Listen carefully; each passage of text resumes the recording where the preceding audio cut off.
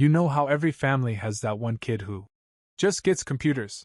The one who fixes Wi-Fi, installs printer drivers, recovers deleted files from a flash drive full of questionably named folders. Yeah. That was me. My name's Tyler, and I've been the tech guy in my family since I was 13 years old and figured out how to connect our old router to the internet using a YouTube tutorial and duct tape. Ever since, my name in the family group chat might as well have been at IT support. And for a while, I didn't mind. I liked helping. I liked being useful. I liked watching my uncle's jaw drop when I recovered years of forgotten tax files from his corrupted laptop like some wizard with a keyboard. But somewhere between, thanks, champ, and while you're at it, can you fix the POS system at the cafe? Things changed. See, I grew up in a family that had a whole support the family business culture. My uncle ran a little coffee shop/lunch cafe downtown called Brew and Baguette, and it was his pride and joy. Except, tech-wise, the man was lost. His password management strategy involved sticky notes and prayer. My parents were always a bit hands-off, blue-collar folks, divorced when I was 14, both too busy working to really notice when I started quietly becoming the entire digital infrastructure for my extended family. I built my uncle's first website when I was 16. Fixed my cousin's Chromebook before her finals. Set up mom's new phone every 2 years without fail. All unpaid, of course. Family doesn't charge family, they'd say. But when I turned 24 and got my first full-time job in cybersecurity, I thought, maybe things would shift. Maybe I'd finally be treated as an adult. Maybe, just maybe, someone would ask me before signing me up to rebuild an entire point-of-sale system because it crashed after an update. Spoiler, they didn't. It started small. My uncle asked if I could just take a quick look at his website because it was glitching. Turned out his domain expired. I paid to renew it on the spot, $85. He said, "I'll get you back next week." He never did. Then came the email hosting, the Square terminal, the business Dropbox. One by one, things that should have been his responsibility, and his cost, became mine. I justified it at first. It's not much. I'm just helping. They don't mean to take advantage. But as the months passed, I started keeping track. A spreadsheet tucked away in a folder called Not Bitter, Just Aware. By the time I was 26, that spreadsheet totaled over $40,000. And it wasn't just my uncle. After Dad lost his job during the pandemic, I quietly started covering his utilities. Gas, water, electricity. Even the Netflix account he couldn't afford right now.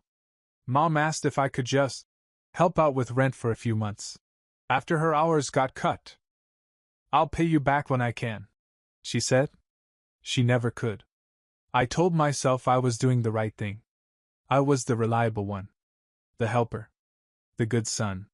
The dependable nephew. But the thing about being the family's safety net? Eventually, people stop thinking about the net. They start walking right over you, barefoot, entitled, and oblivious. It all came to a head last Thanksgiving. The table was cramped, the food lukewarm, and the conversation exactly what you'd expect from a family that hadn't evolved past passive-aggressive jabs disguised as jokes. My cousin Derek brought his new girlfriend, who clearly didn't get the memo that sarcasm was our family's love language. She smiled and nodded awkwardly while my uncle launched into a rant about how kids these days have it easy. "And this one," he said, elbowing me, "still fiddles with wires and buttons all day, right? You're what now? Our little IT helper?" He laughed. Everyone else laughed with him. Except me. Something in me snapped. Not dramatically. Not outwardly. Just quietly. Like a switch flipped in the back of my mind. They still saw me as a child. As the backup. The fixer. The family tech gnome who magically made their lives work from behind a screen, while getting zero thanks, zero compensation, and definitely zero respect. And you know what? That's when I made a decision. I was going to stop helping. But not loudly. Not with drama or confrontation. No, I was going to unplug the lifelines I'd silently kept alive for years, one by one. Because sometimes the best way to make someone realize your value is to vanish. It started the Monday after Thanksgiving. No dramatic speeches. No angry texts. No calls announcing, "You've all taken advantage of me for the last time." Nah, that's not my style. I just opened that spreadsheet. Not bitter, just aware. And started making quiet decisions. Line 1, Brew and Baguette. Website hosting renewal, $29.99/month. Cancelled. I figured I'd start there. It wasn't even noticeable. The site wouldn't go down for another 28 days. Plenty of time for someone to get a little email warning, right? But of course, no one checked. Then came the email server. I had created it using a custom domain because, apparently, my uncle thought @Gmail looked unprofessional. I agreed, and set him up with orders at brunbagwit.com. He'd gotten countless orders through it. Never thanked me once. So I removed myself as the admin. Did I delete anything? No. I just stopped paying the monthly invoice. You'd think someone who gets 20+ order requests daily would notice a payment notice marked failed in red. Nope. Line 12, Dad, water bill autopay, $64.32 off. I watched the notification pop up. Payment source declined. A weird thing happened, though. I expected guilt, cold sweats, regret, maybe even second-guessing myself. Instead, I felt calm, like the slow exhale after holding your breath for too many years. I moved down the list, one line at a time. That $62,000 spreadsheet wasn't just a document anymore. It was my map, my script, my audit trail of silent sacrifices no one ever acknowledged. You know what stung the most? No one noticed. Not at first. It was like watching people float on a raft you built, patched, and kept inflated while they sunbathed and tossed drinks over the side, and then calmly stepping back to let the raft start deflating. Slowly. Quietly. And still, not a single, "Hey, Tyler, something's off." So I went deeper. Mom's rent. I'd been sending her landlord monthly Zelle transfers labeled Mom Red Heart. She told people she made it work after the divorce. Yeah, with my debit card. Paused it. 3 days later, she texted me a meme of a raccoon holding a coffee mug that said, "Another day, another sleigh." No mention of rent. Line 27, Uncle's POS subscription, Square Monthly Pro, $79.99, cancelled. You'd think running a business would make you pay attention to your tools. But my uncle? He just kept tapping the touchscreen, like a monkey who doesn't realize the batteries are gone. And then came the first crack.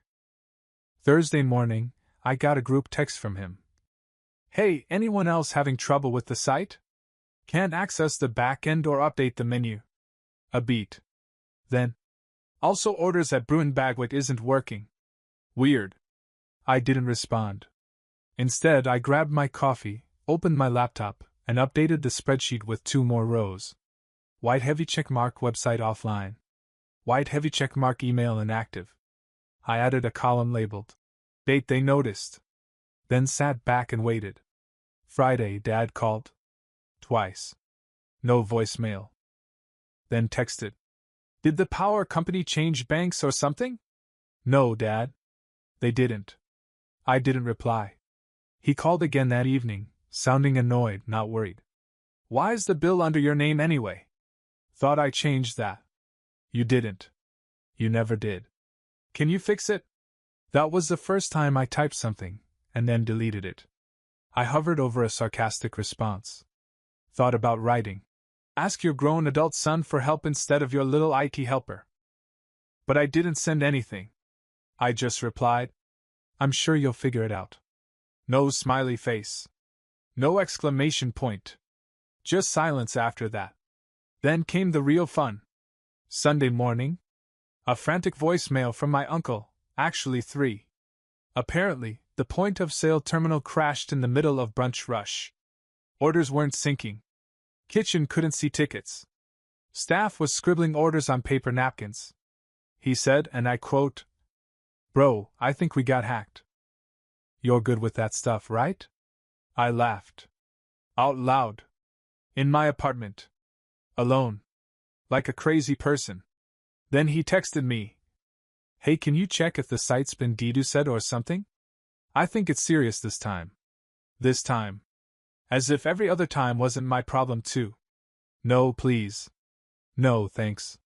No acknowledgement that I'd built every inch of their tech ecosystem while working a full-time job of my own. I didn't respond. Instead, I pulled up Google Domains and clicked Disable Auto-Renewal on bruinbagwit.com. They had 3 weeks left. Plenty of time. Right. By the second week, silence turned to suspicion. Mom texted again, this time with a little less Slay Queen energy and a little more.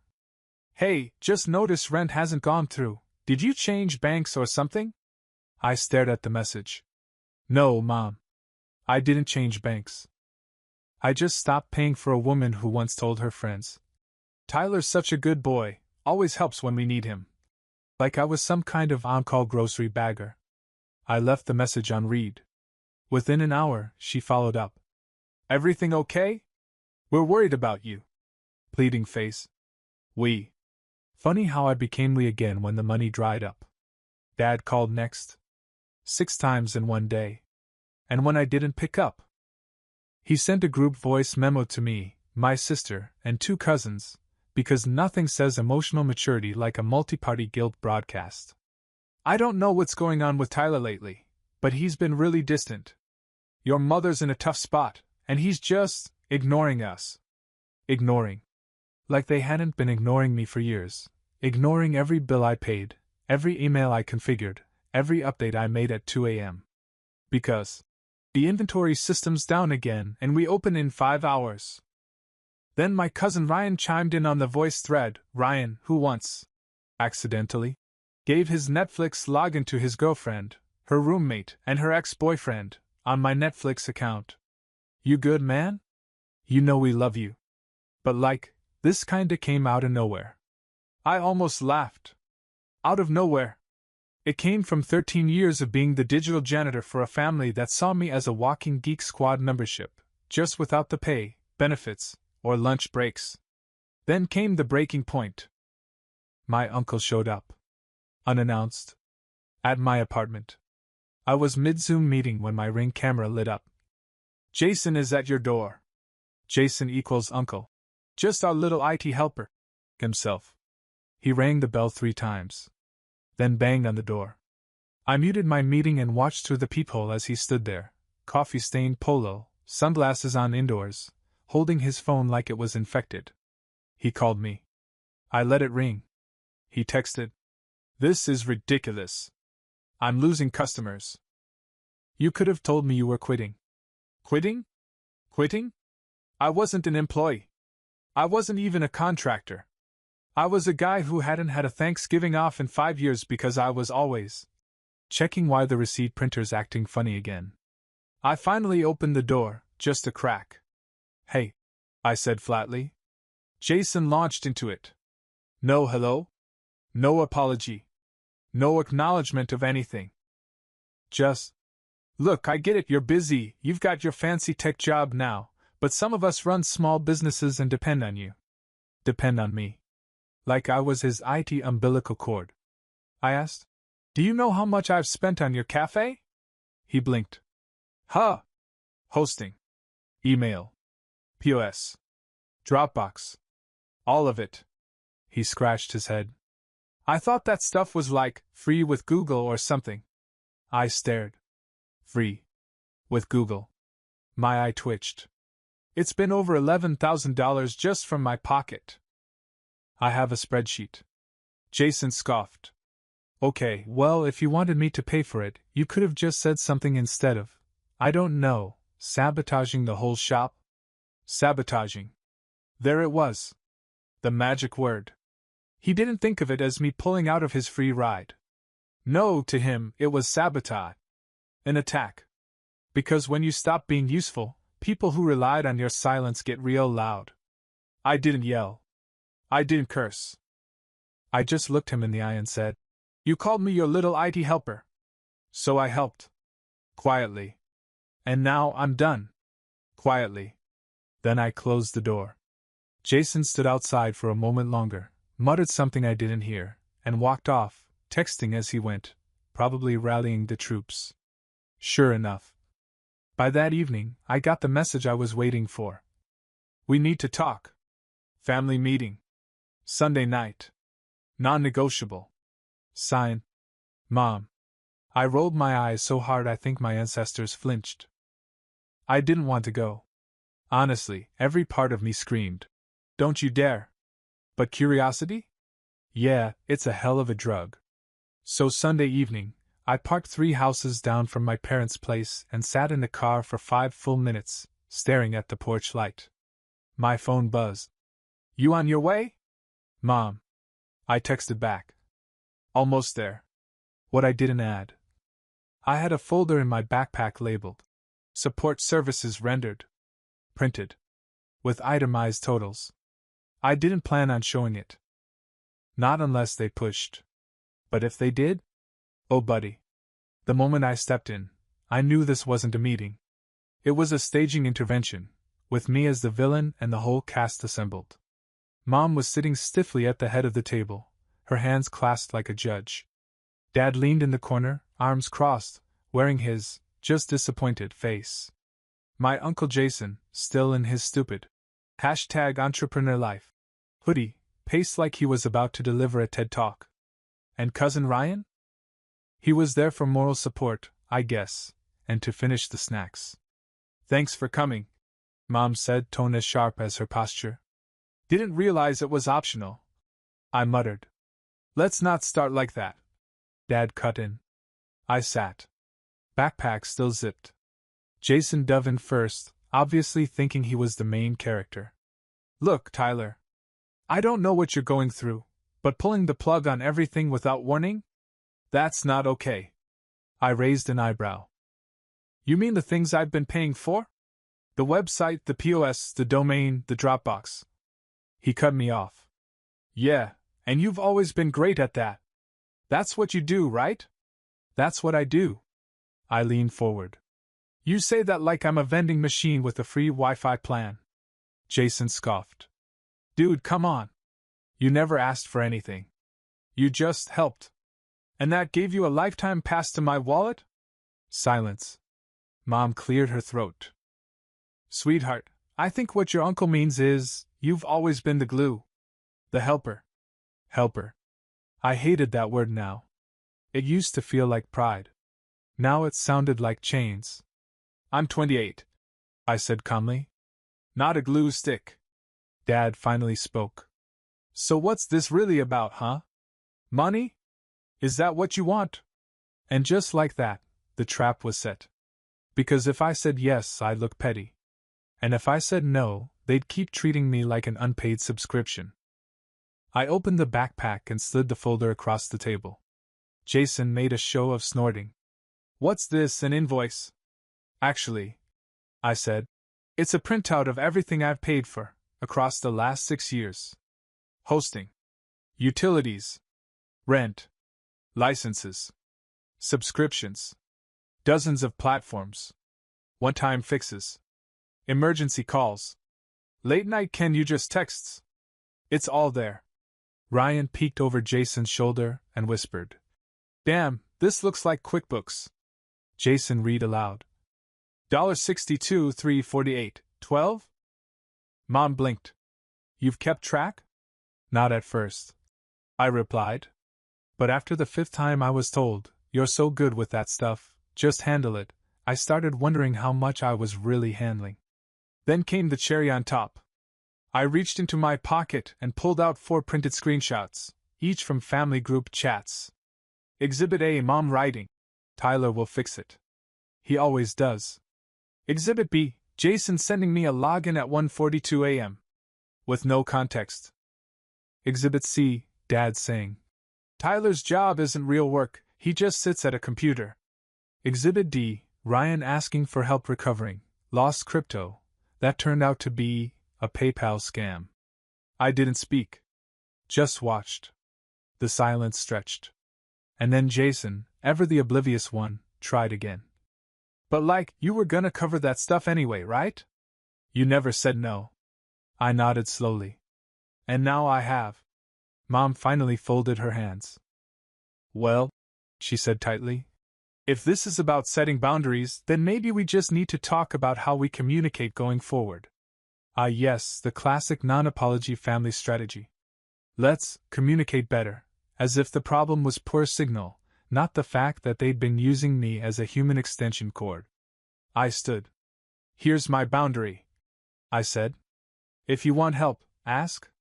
If it involves time, labor, or money, expect to pay.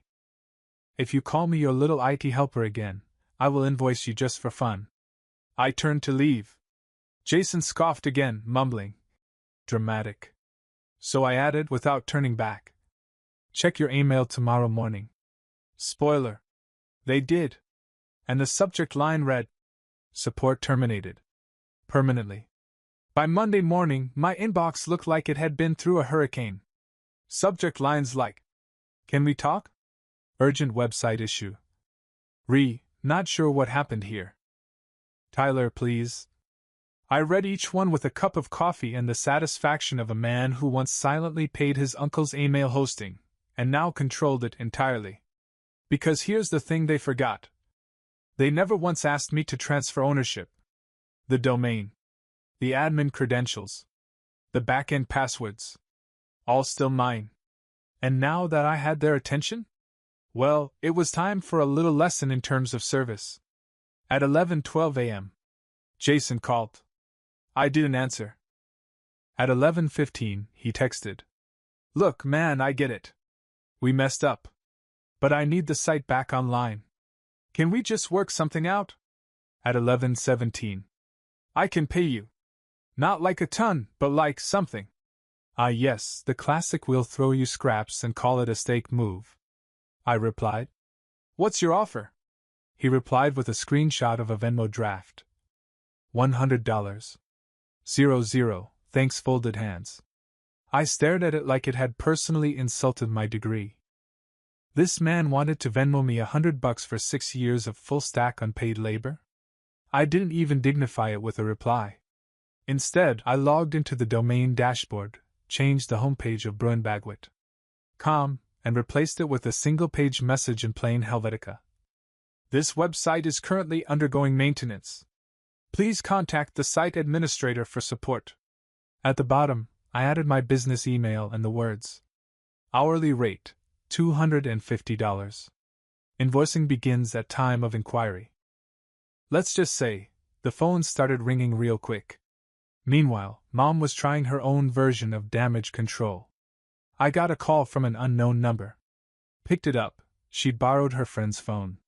Sweetie, she said in her softest voice. I know things got tense. But I really think we should sit down, just the two of us, and fix this. No family tribunal this time? I asked. She sighed. I didn't know they'd gang up on you. I thought it would be constructive. Right. Because nothing says constructive like 4 adults interrogating you for no longer financing their lifestyle. She continued, I even got a little something for you. Just a gesture. Later that afternoon, she dropped off an envelope. Inside? A $50 Amazon gift card. With a sticky note. For your time, Red Heart. I laughed so hard I almost inhaled the note. That night I got bold. I opened Instagram and posted a screenshot of a bill from one of the services I used to pay, captioned. Friendly reminder, tech work isn't free. Kindness isn't infinite. And just helping isn't a job title. No names. No callouts. But everyone knew. Cousin Ryan commented. Bro, is this about the family? Followed by. Also, can I still use your Adobe login or nah? I ignored both. But I did send him a calendar invite for a consultation, with the rate, $200 per hour. He declined. Shocker. Now here's where it gets funnier. 3 days later, Jason, my brilliant entrepreneur of an uncle, tried to hire another guy to fix everything. A freelance web developer from Craigslist. It lasted 2 hours. Why? Because when the dev asked for the admin login and domain access, Jason realized he had no credentials, no backups, no idea who controlled what. He called me, again. Voicemail. Okay, I admit it. You were right. Can we please just go back to how things were? I texted back. Unfortunately, the trial version of HelperBot v1.0 foot has expired. Please upgrade to Tyler Pro to continue. Then I attached an invoice, $1,850, just to get the site back up and migrate ownership properly. You know what he replied? That's insane. Your family. So I sent him a second invoice, $3,200. New line item. Late fee for disrespect. I know. Petty. But sometimes being petty is just a fancy way of saying, you finally respected your own time. By the end of the week, I could smell the panic through my phone screen. Jason was melting down. His Yelp reviews tanked, people complaining about orders lost, a broken online menu, inconsistent hours. And apparently, the Square register finally stopped syncing entirely. His handwritten tickets kept getting double-charged or forgotten altogether. One review just said, "Guy blamed the cloud for my quiche being 40 minutes late." Meanwhile, the other developer he'd hired sent him an invoice and blocked him the same day. Turns out, nobody likes walking into a burning server room with no water, no hose, and the arsonist asking for a discount. Then came Mom. Again. She called me using Dad's phone this time, switching it up like I was a collection agency. I picked up. "Hi, Mom." "Oh, good. You do answer." I was starting to think you'd block me. I didn't have the energy for the guilt trip, so I stayed quiet. She went on, syrupy sweet. "Listen, I talked to your uncle. He's in a really rough spot. We all are, honestly.